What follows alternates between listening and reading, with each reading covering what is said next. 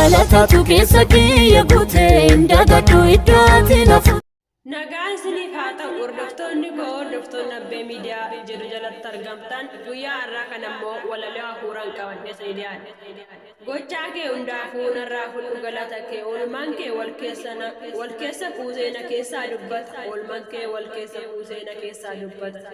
Ishee bara rakkoo oolmaa koo kaleessaa qubee koo fudhee kunuunan barreessaa qubee koo fudhee kunuunan barreessaa hin irraanfadhu tasumaa abdiin kutadhu tasumaa warra haala miidhama Yesus tu hajabas warra halami nama Yesus tu hajabasa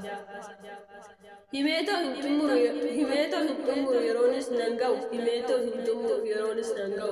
gutumma barako challisu hindanda gutumma barakos challisu hindanda himeto infitu jedhee dibaayee hindis oolman keessan hunduma irra hincis oolmaa keessan hunduma irra hincis isaatinaaf qootee nan hima barako natti dadhabde abbaa ulfaadhu abbaa ko natti dadhabde jirta ulfaadhu abbaa ko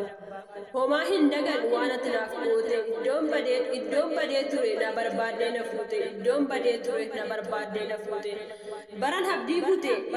kute situ dhufee rakkoo keessaa na fure situ dhufee rakkoo koo keessaa na fure sitti hin waaqa bankee galatuma gooftaa sitti hin waaqa bankee galatuma gooftaa hundumaa olii uumaa uumamaa gooftaa hundaa olii uumaa uumamaa